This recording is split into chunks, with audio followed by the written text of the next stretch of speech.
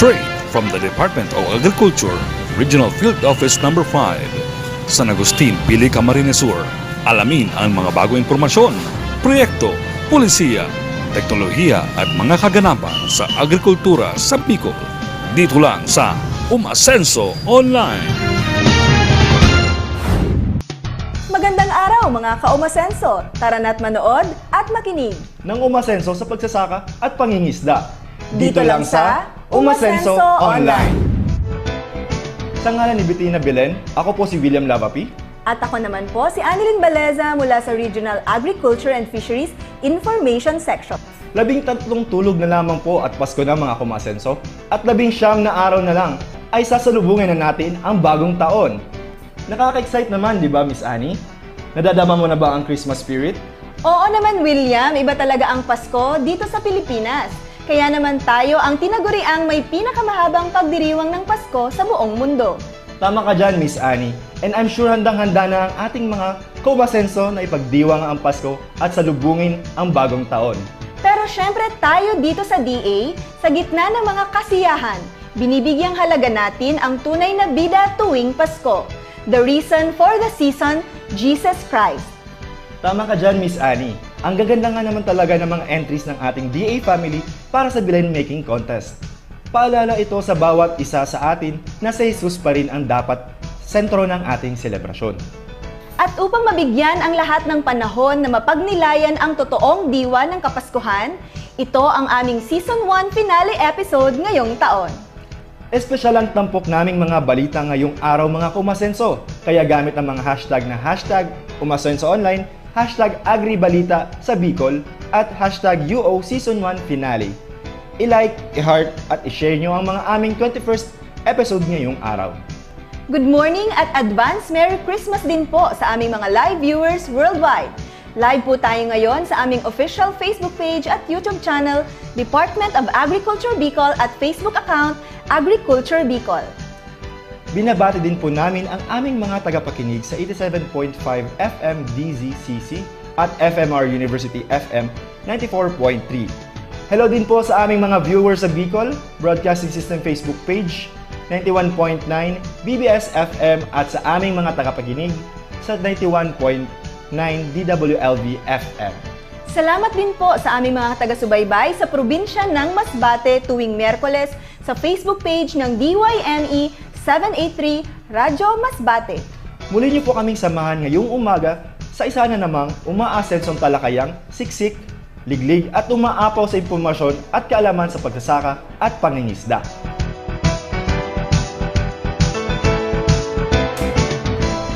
Congratulations to the Regional Agriculture and Fisheries Information Section, or RAFIS, for coming up with this online magazine show featuring DA Bicol's programs, policies, technologies, and updates on agriculture. Iniimbitahan ko po kayo na manood ng Umasenso Online tuwing Lunes alas 10 ng umaga. Please also like and follow our social media page, Department of Agriculture Bicol.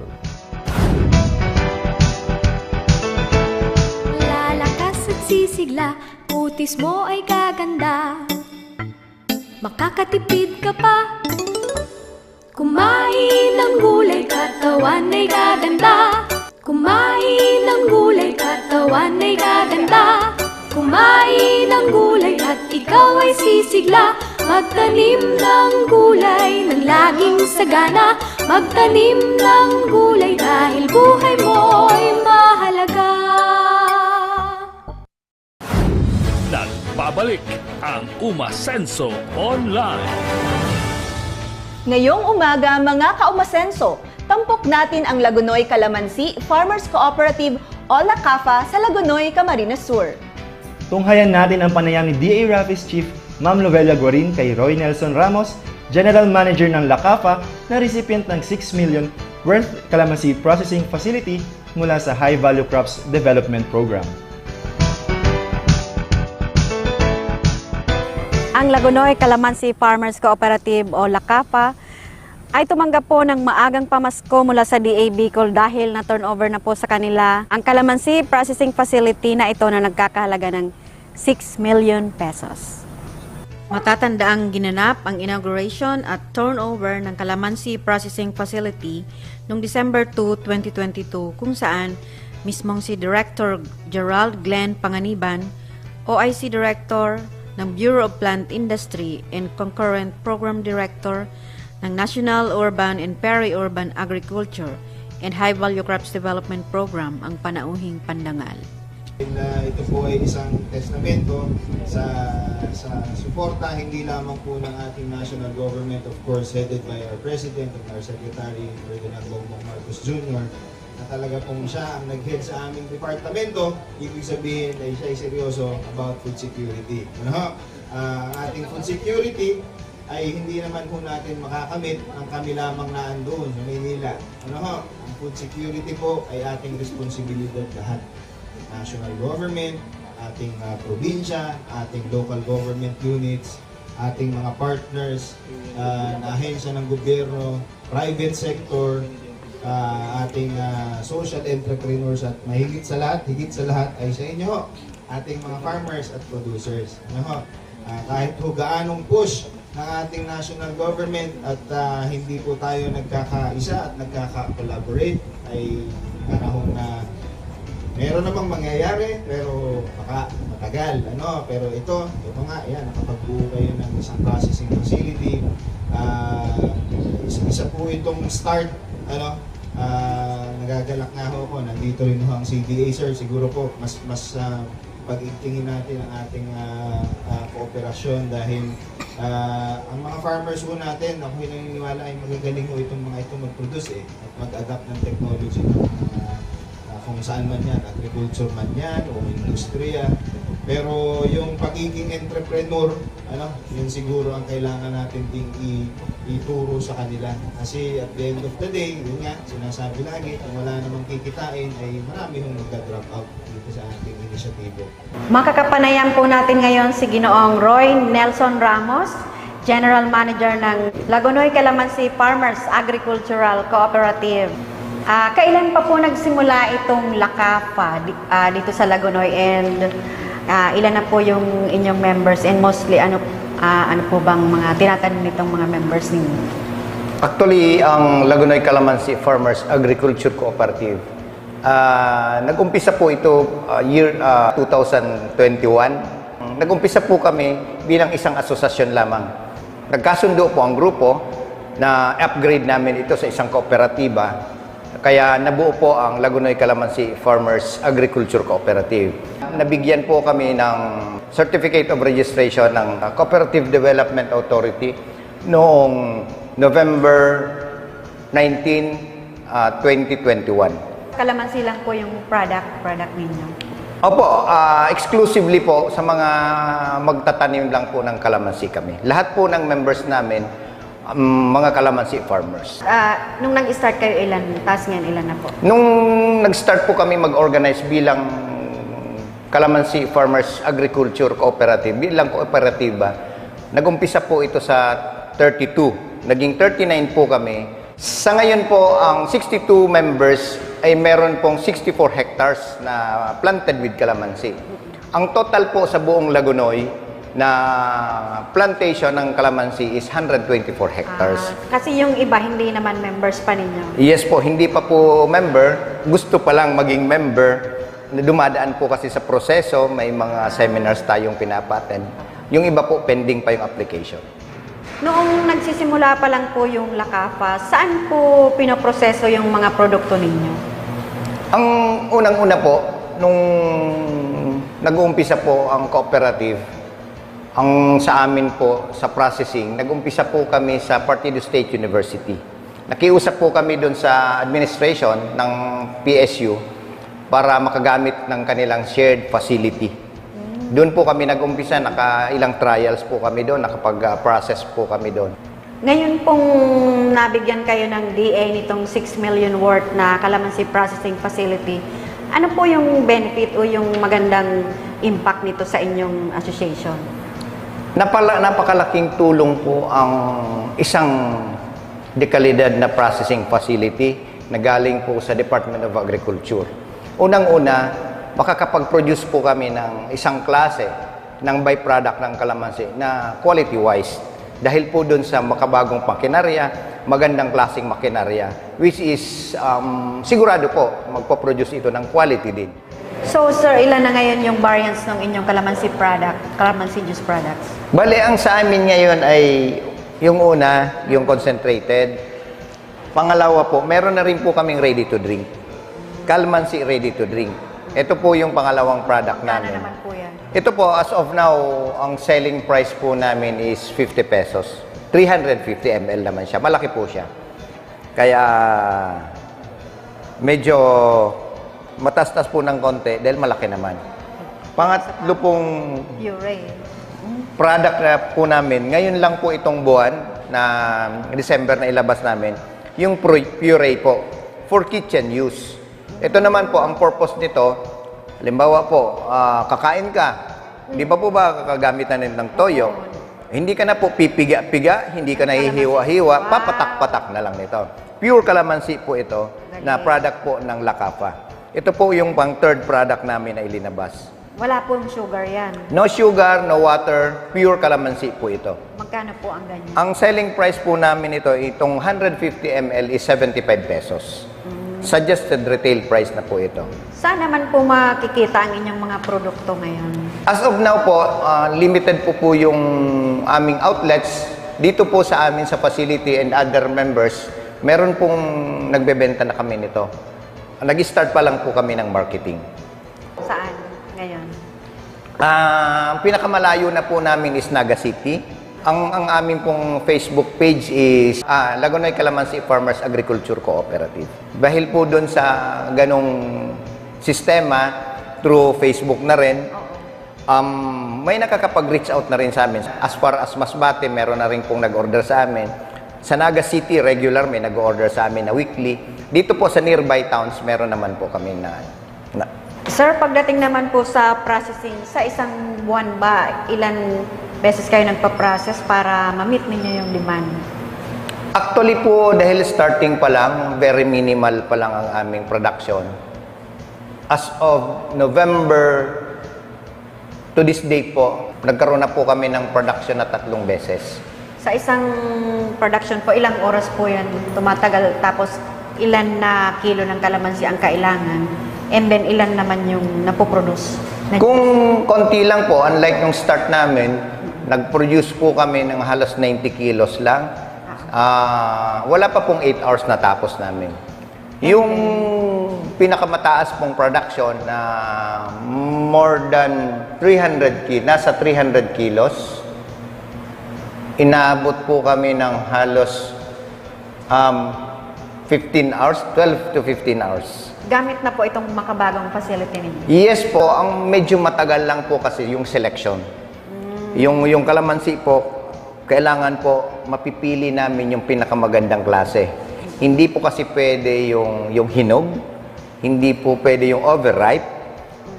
Yung pinakamagandang klase po na quality ng kalamansi, yun po ang pinoproseso. Kaya from selection hanggang po dun sa disinfectation ng kalamansi, yun po ang medyo matagal. Pero once na inasalang na po sa makina, more than 1 hour lang po yung proseso. Dahil dito sa facility na ito, mas napabilis yung proseso and mas hygienic na siya, ganun po ba? Yes po, dahil po sa machine, once na naisalang na po natin, umpisa po dun sa extractor, hanggang po dun sa pagtatakip, sa capping, wala na pong 2 hours, tapos na ang product. Wala na pong human contact. Intervention, once na isalang mo po siya, lalabas po hanggang doon na sa dulo, magka-capping ka na lang. Ganun po ka-hygienic, ganun po ka-high-tech yung ibinigay sa amin ng Department of Agriculture, ganun ka-safe sa tao. Human consumption po, napaka-safe po siya dahil doon sa makina. Paano kayo nag-arrive sa idea na mag-propose kayo sa DA ng ganitong processing facility? Actually po, nabuo ang kooperatiba dahil po dun sa mga basic problem. Unang-una, yung pagmamarket ng produkto namin.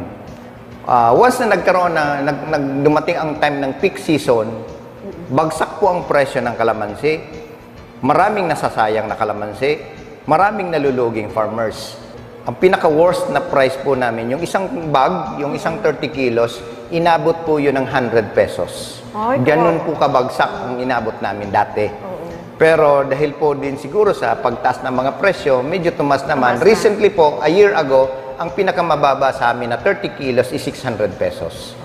Ganun po kabagsak ang industriya ng kalamansi dito sa amin. Kaya naisip po namin na bumuo ng isang kooperatiba para masagot yung mga problema ng mga kalamansi farmers. Ito na po yung sagot doon sa inyong isa sa sagot sa inyong mga problema. Yes po, kaya po nag-arrive yung grupo, nag-isip kami na paano makakapag-produce ng isang byproduct. Yun po ang naisip gumawa ng mga juice sa pamamagitan po ng mga makabagong makinarya. Doon po naisip namin na mag-try, na lumapit sa Department of Agriculture and hindi naman po tumagal, nasagot ang aming kahilingan. Kasama naman po natin ngayon si Sir Giovanni Per, ang chairperson ng LACAFA. Sir, good morning. Good morning, ma'am. Pwede mo po bang i-demo sa amin kung ano po yung mga step-by-step processes po sa pag-process ng calamansi juice? Ang una po, galing sa labas yung kalamansi namin. Ipapasok dito, tapos yung kalamansi, pagpipilian namin, aalisin yung mga dahon, lahat na dumi. Pagkatapos noon, ilalagay na namin dito sa washing area. Tapos lilinisan namin dito, 2 bisis, maglilinis kami. Tapos pagkatapos noon, dito na kami sa bubbler. Ito yung last na paghuhugas. Dito na nakasalala yung kalinisan ng kalamansi. Pagkatapos noon, magdadry, papunta na rito, dito na yung drying area namin. At least 1 hour nakadry siya rito. Pagkatapos, after drying, dito na siya ipapasok sa extractor machine namin. Ito pala yung extractor machine namin. Nagpa-process siya ng 300 kilograms per 1 hour. Tapos paglabas dito sa extracting machine, lalabas siya rito sa strainer. Hanggang dito na siya sa pasteurization. Ilang oras naman po dito? Dito sa pasteurization, dapat 1 hour at 15 minutes, 85 degrees Celsius ang init niya. Paglabas po dito, lalabas na siya ulit dito, ipapump siya rito sa mixing tank. Paglabas dito sa mixing tank, aantayin muna namin na medyo lumamig na kaunti para yung bottle namin hindi masira. Pagkatapos dito, ipapump na naman. Dito na sa filling machine. Tapos dito na sa cupping. Ito yung cupping, last na. Itong machine na to, kumpleto na siya. Ito yung latest model ng water purifier ito. Ito yung ginagamit namin para sa ready to drink na tubig para makales kami sa gastos. Ito pong mga products namin, before po arrive sa labeling, from cupping, magka-quality control po kami. Check kung may mga impurities or defects dun sa lalagyan. Minsan po kasi, minsan nabibiyak din yung bote sa lakas ng cupping. Then, after ng quality control, ito na po yung labeling na sinabi po ni chairman namin, nagle-label na po, ready for packing na. Ready for marketing na po. Bali, ito na po yung pinaka-finished product niya. Yung gusto pong mag-avail ng mga products namin, makipag-ugnayan lang po kay Mr. Roy Nelson Ramos, ang aming General Manager sa LACAFA. May telephone number 092-893-40473. Yan po ang contact number ng aming manager. Matatagpuan pala po ang aming processing facility dito lang sa Barangay San Vicente, Lagunoy, Camarines Sur, beside PSU or malapit siya sa fire station ng Lagunoy. Ini pun limunan ko din eh. Ini pun sa taas na ini, tinanong ko po ini, sa ngunyan po nasa 1 taon may 5 bulan. Kaya mantinido ko ang pagpadakula hanggang sige na spray. Pero di ko nagon gamit digdi nin fertilizer na puro organic, kadaklan organic ang pigagamit ko digdi. Ito naman sa baba, nagbubunga na sa ngunyan. Kuya na ito, isang taon, may 7 bulan. Ang tanong na limonsito kong ini, nasa 2,300 na poon. Ako po ay 15 years nang magkakalamansi ako. Mas napili ko po ang pagkakalamansi dahil yung ang sa akin para mas madali. Dati po kasi ang parents ko ay engaged sa niyugan. Mas naging favorable sa akin ang pagkakalamansi dahil unang-una, 2.5 to 3 years pa lang, mag-harvest ka na. Compared sa pagniniyog, 8 to 9 years bago ka mag-harvest. And continuous na yon. From 3 years up to hanggang ngayon, 15 years na ako nagkakalamansi, dire-diretso ang production. Ang kalamansi po ay hindi prone sa bagyo. Matatag siya compared sa... Simple lang po ang farm management sa kalamansian as long as na maintain po ang kalinisan.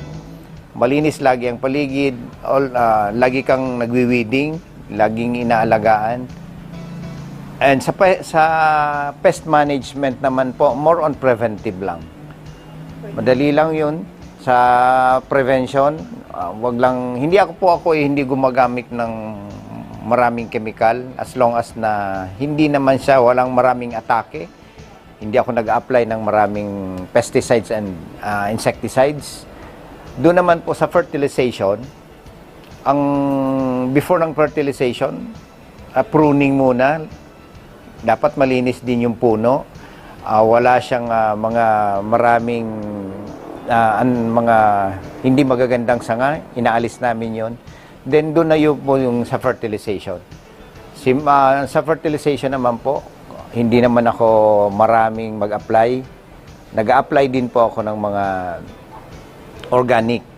Pero at the same time, meron din akong ginagamit na mga synthetic tulad po ng triple 14, triple 16, ammonium.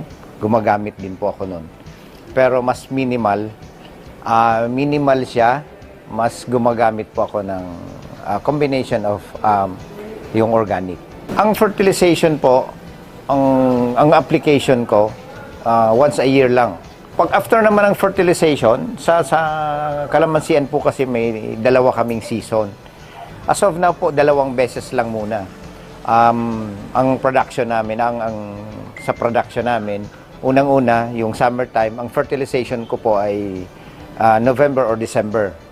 After nyan, 4 months ng fertilization, magbubunga na siya. And ang harvest nyan is from March to May. Ang second naman na season nyan is bare months. Pag September po, nag-uumpisa na ako hanggang December na yan. Mas season po yung bare months from September, October, November. Yan po ang peak season naman ng kalamansi. Kaya dyan po pumapatak yung mas mura ang kalamansi. Doon naman po kami nagpo-focus sa production naman ng processing. Sa amin po, once na nag-harvest, kung mag-harvest kami ngayon, simula umaga, after pagkahapon po, diretso na yan sa market.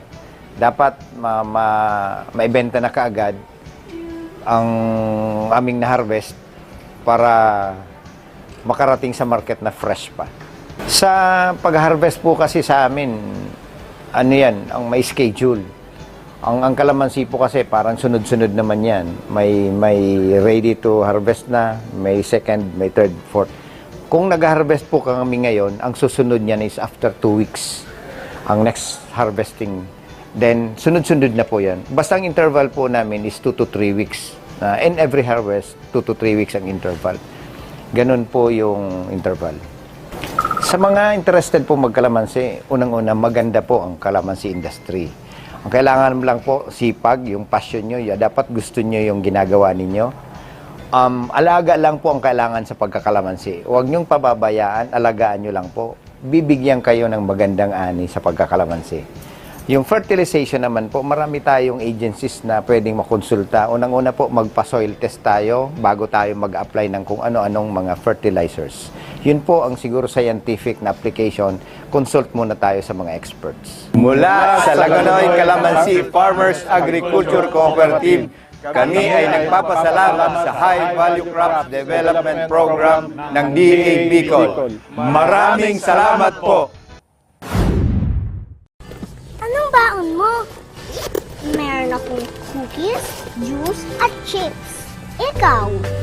Meron akong apple, biscuit, water, at puting mais. Puting mais? Bakit meron ka ba? Sabi kasi ni Mami, ang puting mais ay sagana sa nutrisyon. At nagbibigay sa akin ng energy. Pagod na ako. Buti ka pa, mabilis ka tumakbo at di ka mabilis mapagod. Kaya nga lagi akong kumakain ng puting mais para iwas sakit at pure energy para sa batang maliliit. Ito, kain ka din. Nagbabalik ang Umasenso Online para sa ating mga umaarangkadang balita. Narito ang mga balitang nakalap sa iba't ibang panig ng rehiyon. Sa Albay, MOA signing at orientation para sa mga magniniyog na benepisyaryo ng Coconut-Based Cacao and Coffee Enterprise Development o C3EDP sa Bicol, umarangkada na. May ulat, si Emil Pasumbal.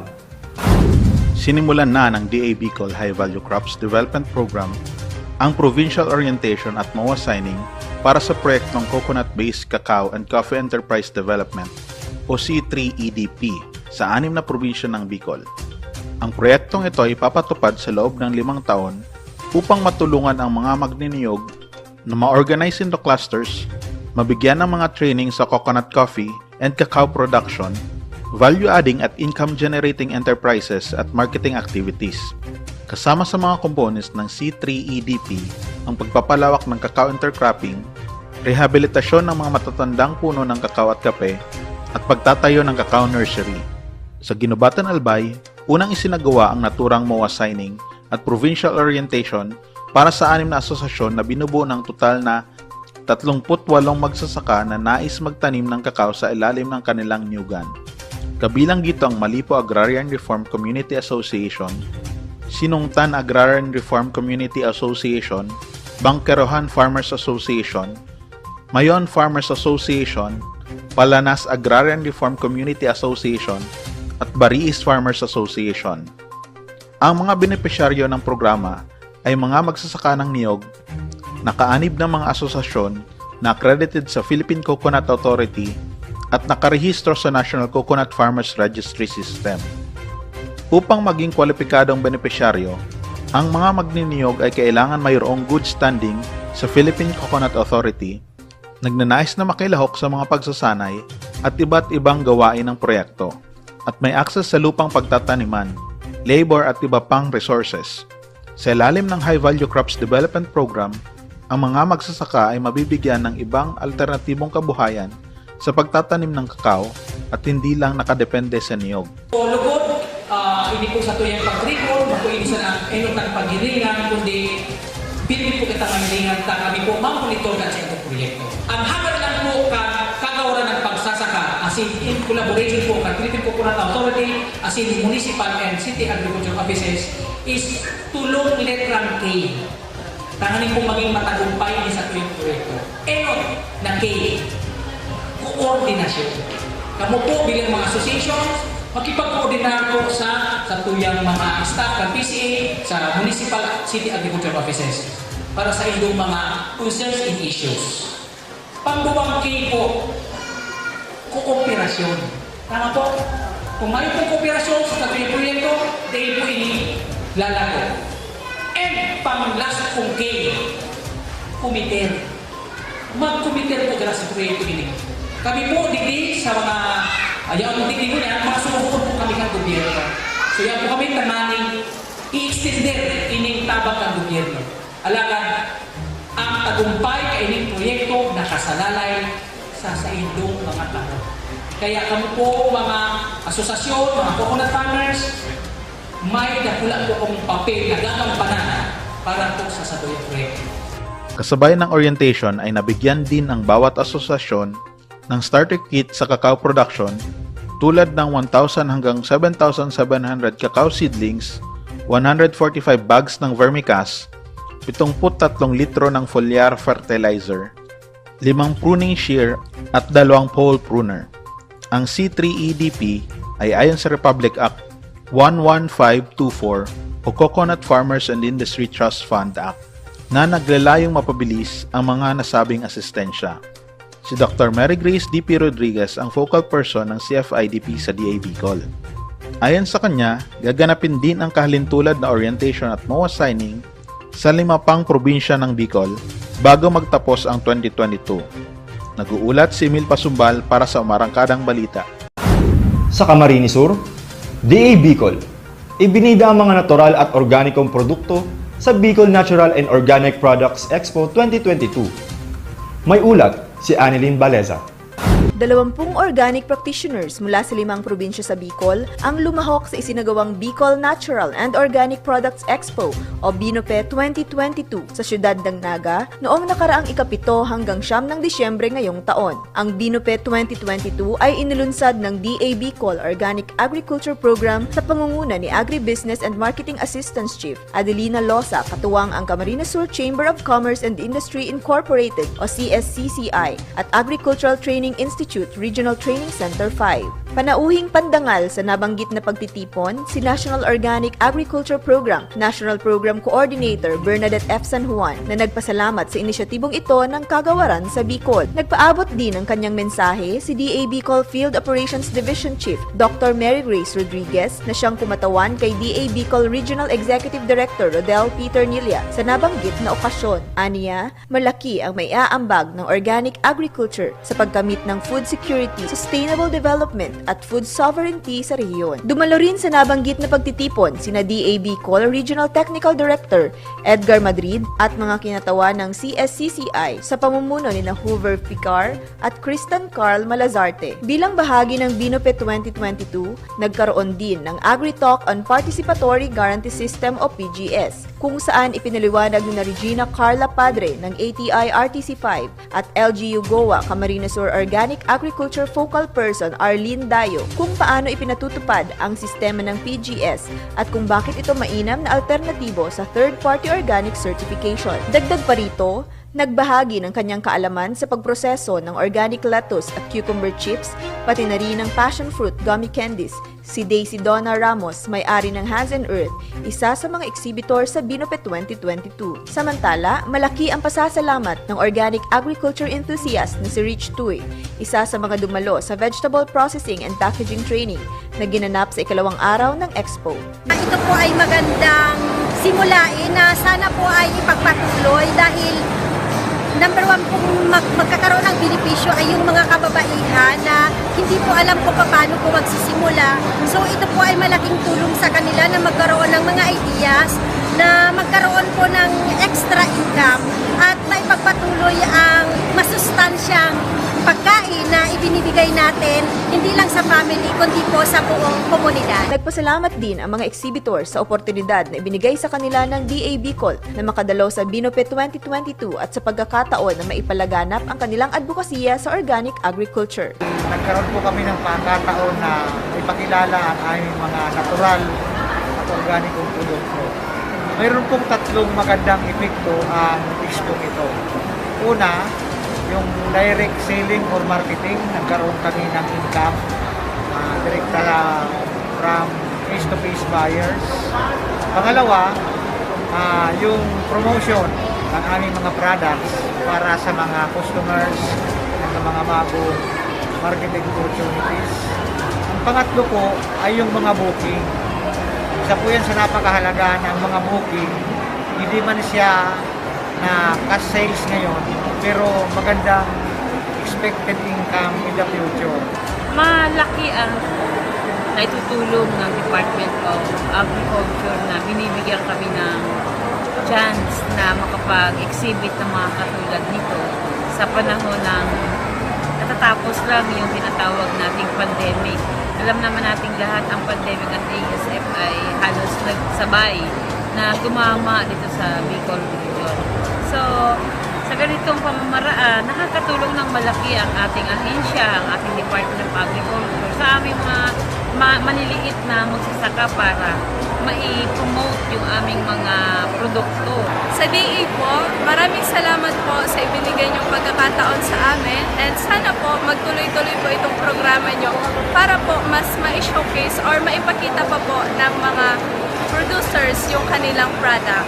Mahalaga po na mas tangkilikin natin ang organic products po kasi alam natin na ang organic is mas sustansya po talaga siya. So, sa panahon po ngayon, marami na ay nagkakasakit. So, ito na po yung magandang oportunidad para po mapahalagahan or makapokus po tayo sa pagpapaunlad ng ating mga kalusugan. Ang organic agriculture ay isa sa mga banner programs ng Kagawaran ng Pagsasaka na nagsusulong ng alternatibong sistema ng pagsasaka na ligtas at mainam sa kalusugan ng mga mamamayan, gayon din sa kalikasan. Ako si Annelyn Baleza, nag-uulat para sa Umaarangkadang Balita. Pilot F2C2 Farm Cluster for high-value crops sa Libmanan, tumanggap ng solar-powered irrigation system at hauling truck. Narito ang detalye. Tinanggap ng Kabusaw Lupi Libmanan Sipokot o CLLS Federation of High Value Crops Growers Incorporated sa pamumuno ni Robert Buayaban ang Certificate of Award para sa Small-Scale Solar-Powered Irrigation System o SPIS at susi ng hauling truck na may kabuuang halaga na higit sa 3 milyong piso mula sa High Value Crops Development Program ng Kagawaran ng Pagsasaka sa Bicol sa turnover ceremony na ginanap noong 2 ng Disyembre ngayong taon sa Barangay Mambalite, Libmanan, Camarines Sur. Ang nasabing turnover ceremony ay pinangunahan ni Regional Technical Director for Operations, Luz Marcelino. Ang small-scale SPIS ay mayroong 6 na solar panel, submersible pump na kaya mag-discharge ng 30 cubic meters na tubig sa isang araw at 2,000 liters na water tank. Kaya nitong patubigan ng 3 hanggang 5 ektarya ng taniman. Lubos ang pasasalamat ni Buayaban sa kanilang natanggap. Laking tulong po nito dito sa mga magtatanim natin, lalo na po ngayon sa sobrang taas po ng diesel. So makakatipid po sila masyado sa kanilang mga inputs, kasama na po sa mga gastusin nila na makakatipid. Unang-una po yung pag-irrigate po ng tanim nila. At saka napakalaking bagay po dahil sa panahon ng tag-init na napakalakas po ng gastos natin sa tubig, nandito po yung solar irrigation natin na makapag-supply po sa ating mga taniman. Gayon din ang pasalamat ni Merwin Mirasol, isang processing staff ng Agripreneur Farmers and Producers Association Incorporated under CLLS Federation of High Value Crops Growers Incorporated sa natanggap naman na hauling truck. Salamat din po sa pagbigay ng hauling truck na kung saan po ay mas mapaparami pa namin ang aming mapupuntahan para po bigyan ng aming produkto, maipagbili po ang aming produkto po sa kanila at mas mapapalaki pa po ang CLS organization.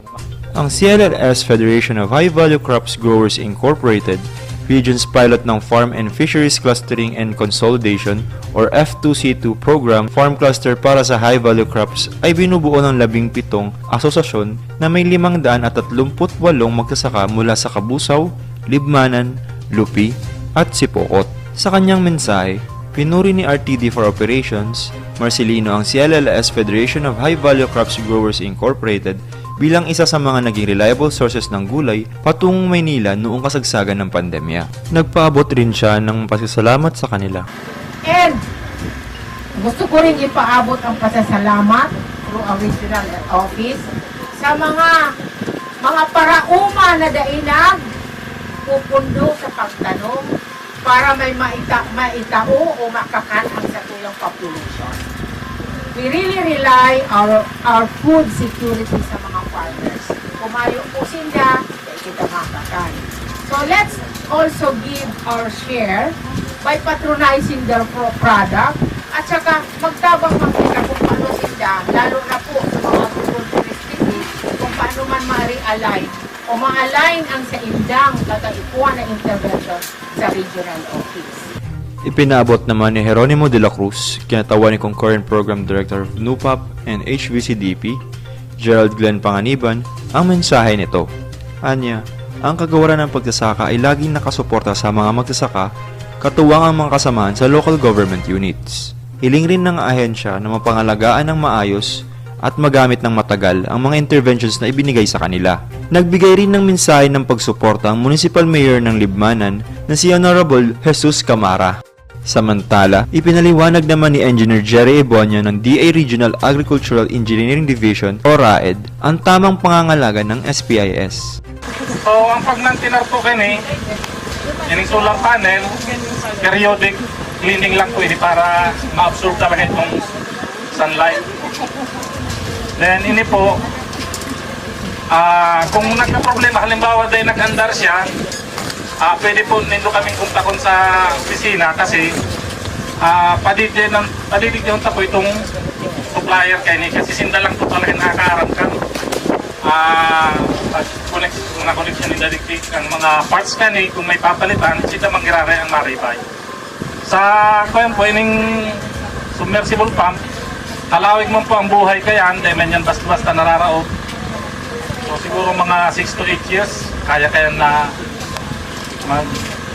mag-diretsyong andar. Sinabi rin niya na bukod sa SPIS, ang ahensya ay mayroon pang dalawang klase ng irrigation system na pwedeng subukan sa bayan ng Sipokot o Lupi upang magkaroon rin sila ng irigasyon. Ang isa ay gumagamit ng wind energy at ang isa naman ay tinatawag na ramp pump na gumagamit naman ng enerhiya mula sa flowing water. Dumalo rin sina HVCDP Coordinator ng Libmanan, Dr. Lima Intia, OIC Municipal Agriculture Officer or MAU ng Libmanan, Maria Rexy Gisalva, Edna Alberto, MAU ng Lupi, Agripreneur Farmers and Producers Association Incorporated at ibang membro ng CLLS Federation of High Value Crops Growers Incorporated mula sa Kabusaw, Lupi at Sipokot. Ito si William Lavapi, nag-uulat para sa mga umarangkadang balita. Sa Sorsogon, DAPRDP-GEF, Bicol, katuwang ang lokal na pamahalaan at kostal na komunidad nagtagumpay sa muling pagpapataas ng coral condition sa Municipal Fish Sanctuary and Marine Reserve Marine Protected Area. Narito si Annelyn Baleza para sa detalye. Tanyag ang Isla ng Kalintaan sa bayan ng Matnog, Sorsogon bilang isang ecotourism site. Ngunit hindi lamang ang pinkish white sand beach nito ang ipinagmamalaki ng lokal na pamahalaan at kostal na komunidad dito. Kamakailan ay tinanggap ng bayan ng Matnog ang pinakamataas na parangal na first place in excellent coral condition ng Municipal Fish Sanctuary and Marine Reserve Marine Protected Area mula sa Philippine Rural Development Project o PRDP Global Environment Facility sa isinagawang DAPRDP-GEF MPA Summit ngayong taon sa probinsya ng Cebu. Ang Global Environment Facility o GEF ay bahagi ng proyektong Philippine Rural Development Project o PRDP ng World Bank at ng Republika ng Pilipinas na ipinapatupad ng kagawaran ng pagsasaka. Layunin nito na protektahan ang mga kostal at yamang dagat sa ilang piling lugar sa buong bansa, kabilang na ang Dunsol, Ticao, Burias Pass sa Bicol. Ito ay sa pamamagitan ng pangangalaga sa biodiversity at pagsulong ng Fisheries Resource Management. Pinondohan ito mula sa financial grant na nagkakahalaga ng 7 milyong dolyar o humigit kumulang sa 287 milyong piso. Sa kabila nito, taong 2016 nang iniulat ng Resources, Environment and Economic Center for Studies o REECS na under poor coral condition ang Matnog Reserve and Fish Sanctuary batay sa isinagawa nilang coral cover surveys. Samantalang ayon naman sa kanilang fish visual census, mayroon lamang itong fish biomass na 2.959 kg per 500 square meters na indikasyon ng low fish community condition. Base dun sa report, after ng assessment nila, syempre may report. Base dun sa report, yung ilalim, parang sinabi nga nila dun sa naging war zone dati nun. Kaya ang recommendation nila na kailangan talaga i-rehabilitate yung area na yon. Kaya doon kami nagsimula. Yung PRDP, binigyan kami lahat ng kagamitan. Halos yung kailangan namin sa pagbabantay, na ibigay yun ng PRDP. Kahit yung gasolina, na regular ang pagbabantay namin doon kasi hindi kami nagkukulang sa gasolina. Saka yung mga boya namin noon na nawala na, ngayon pilitan ng PRDP. Saka yung mga kagamitan ng mga logistic ng mga bantay dagat, binigay lahat nyo ng PRDP. Kaya nakatulong yun ng marami. Maliban sa MPA Enforcement and Management Support Facilities, nagsagawa rin ang DAPRDP-GEF ng iba't ibang capability building at institutional training para sa lokal na pamahalaan ng Matnog. Sinuportahan din ng proyekto ang monitoring at patrolling pati na rin ang maintenance ng marine protected area sa pamamagitan ng pagbibigay ng alternatibong kabuhayan sa kostal na komunidad na nakatira malapit sa Municipal Fish Sanctuary and Marine Reserve. Sa kabuuan, nagkakahalaga ito ng 4.3 milyong piso. Kabilang din sa ibinigay ng DAPRDP katuwang ang GEF, ang Seaweeds Production Project and Grouper Culture Enterprise na nagkakahalaga naman ng 1.66 milyong piso. Si Evangeline Sabawil, Vice Presidente ng Samahan ng Kababaihang Bantay Sanktuaryo ng Kalintaan Matnog o SKBCM, ay isa sa mga aktibong katuwang ngayon ng DAPRDP-GEF at ng lokal na pamahalaan sa pagpapanatili ng proyekto at sa pagpapalaganap ng advokasya na pangalagaan ang karagatan. Sa kasalukuyan, ang kanilang grupo ang namamahala sa Seaweeds Production Project na pinondohan ng PRDP-GEF. Aniya, malaki na ang pinagbago ng isla sa tulong ng proyekto. Dati po, nung wala pa pong marine protective area dito, is dito sa amin, yung pagbubumba ng isda, compressor, at yung kukuha ng abalon, binubungkal nila yung mga corals. So ngayon, na nagsimula na yung sanctuary, gumanda na yung pagtubo ng mga bahura, ng mga corals natin dyan sa dagat. Malaki ang ipinagbago kaysa sa noon. Binigyan kami ng PRDP ng seaweeds. Tinanim namin at ayun, hanggang sa lumago siya at madami-dami na rin ngayon. Pero mayroon po kaming nursery. Malaki rin yung nursery namin, 6 na plot. At saka may mga individual na rin po kami. May mga nakakabili na rin po, mga taga-ibang lugar. Kahit papaano, nakakatulong na rin sa amin. Malaki naman ang pasasalamat ni PRDP-GEF focal person ng lalawigan ng Sorsogon na si Robert Fortes. To PRDP, very thankful kami from our Office of Supervision and Police and of course the Provincial Government of Sorsogon for providing us this kind of intervention na talagang a very big impact po sa aming marine environment na hindi po in which the provincial government cannot do it alone, like providing itong mga tools, equipment, and at the same time capability building components para talagang matuto, hindi lang po tumanggap, at the same time maisapuso po ng ating mga proponent groups, ating mga beneficiaries, and malaman nila ang importansya and ano ba ang reason bakit ginagawa natin itong klaseng intervention. Batay sa huling biophysical assessment na isinagawa ng DAPRDP-GEF ngayong taon, tumaas ang coral cover ng Municipal Fish Sanctuary and Marine Reserve Marine Protected Area ng Matnog sa 54.83% mula sa 40.15% noong 2016. Samantala, mula sa 2.959 kg per 500 square meters na fish biomass noong 2016, mayroon na itong fish biomass na 11.214 kg per 500 square meters ngayong taon. Layunin ng PRDP-GEF na sa pamamagitan ng mas pinaigting na community participation ay mapanatili ng Municipal Fish Sanctuary and Marine Reserve ng Matnog ang excellent coral cover condition nito. Sa PRDP, magkatuwang tayo sa pagsulong. Mula sa bayan ng Matnog, lalawigan ng Sorsogon, ako si Andeline Baleza, nag-uulat para sa Umaarangkadang Balita. At yan po ang ating mga Umaarangkadang Balita. Itinuturing natin silang man's best friend. Ang kanilang katapatan, pagmamahal, at pakikisama sa atin ay wagas at hindi matatawaran. Subalit sa kabila nito'y marami pa rin sa kanila ang napapabayaan at nagiging banta sa kalusugang pampubliko. Ano-ano nga ba ang mga responsibilidad sa pag-aalaga ng aso? Ugaliing pabakunahan ang inyong mga alagang aso laban sa rabies taon-taon. Maaring lumapit sa inyong pinakamalapit na municipal, city, provincial veterinary o agriculture office upang magpa-schedule ng pagbabakuna sa inyong lugar.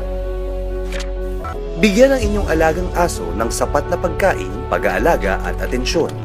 Panatilihing malinis at maginhawa ang kulungan o tirahan nito upang maiwasan ang pagkakasakit.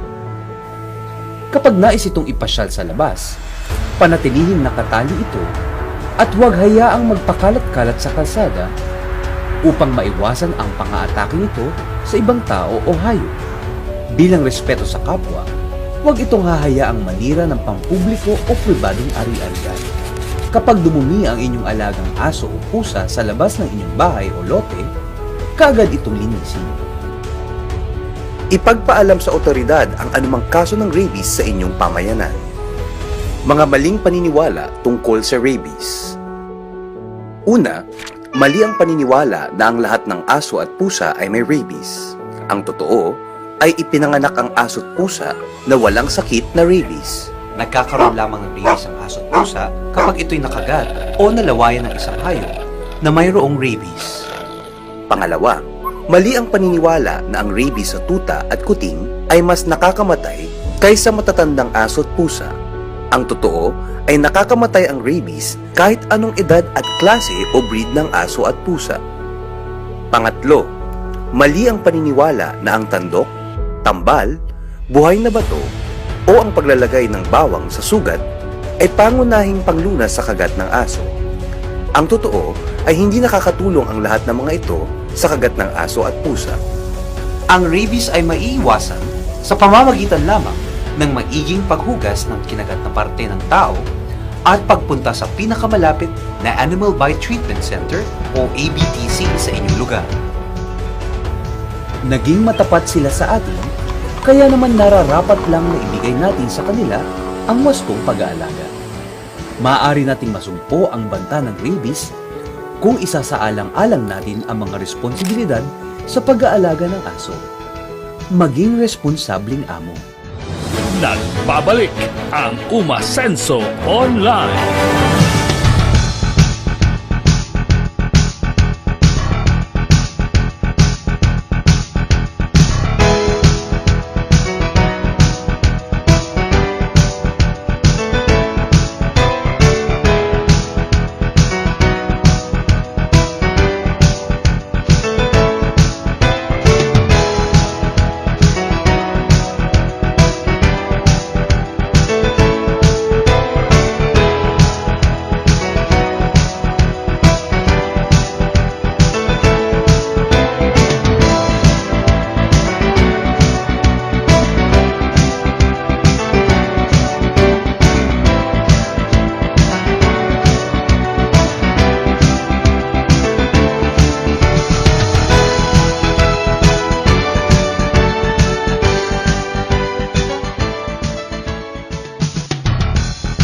Bago tayo magtapos sa ating finale episode for this year, binabati po namin si Binibining Lizelle Graho ng Kasiguran, Sorsogon na itinanghal na first runner-up sa Gawad Parangal sa Katangit-tanging Kababaihan sa Pagsasaka at Pangisdaan sa Kanayunan na ginanap noong 8 ng Disyembre ngayong taon.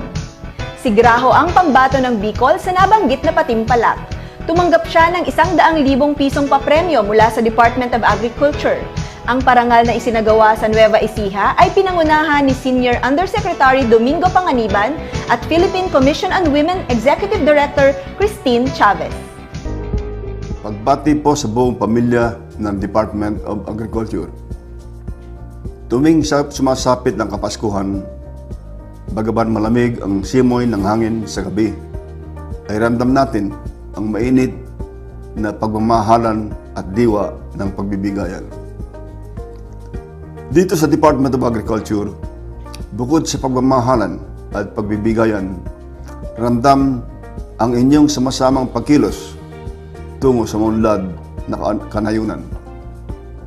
Para sa ating mga minamahal na magsasaka at mangingisda, patuloy tayo sa ating mga gampanin dahil nais nating tuwin na silang makatanggap ng nararapat na tulong at serbisyo sa ating lahat.